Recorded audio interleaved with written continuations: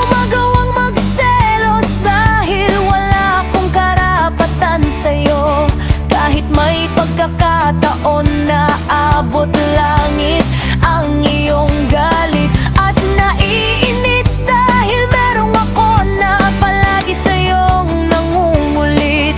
Di pa rin ako titigil hanggat di ka pa rin sa akin kakapit. Ako pala yung tao na manliligaw mo, na palaging kang sinusundan mula sa malayo. Tinitingnan ka ng patago habang mga luha ay may tiis at tumulo na sa'yo lang patungo. Ano ba talaga? Walang tayo.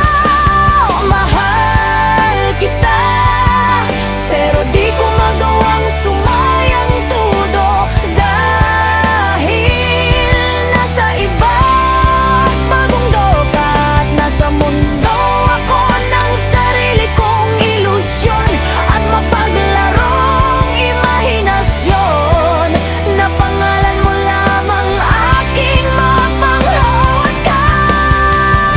Ito na ang Pasko at bagong taon. Ito sana ang mga masasayang okasyon, ngunit hindi lahat ay lapayon sa sitwasyon. Dahil may pamilyang hindi na kumpleto ngayon, nakamariging siya. May pamilyang buo at hangad ay ibang regalo, ngunit iba ako, iba ang hangad ko sa Paskong ito. Ang pamilyang buo sa hapagkainan ay makasalo.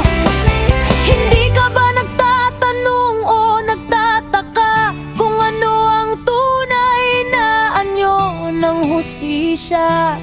Bakit ang simbolo na may dala ng timbangan ay nakapiring, makikid na yapak at tarungan, kung siya mismo ay naging bulag at sa gabi siya ay pumapalagpag sa paghila ng mga sigaw sa kanyang mga paa na nagsasabi at nagtatanong,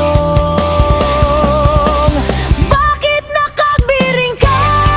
Maring siya'y nakapiring, ngunit di naman siya bingi para di madinig ang mga daing.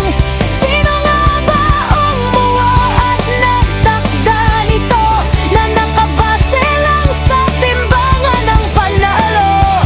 Sadyang ganito lang ang buhay sa ibabaw ng ganda.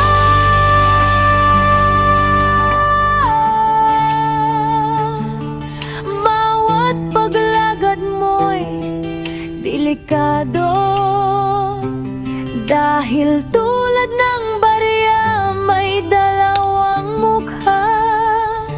Kaya ka nitong gawing mabuti at masama.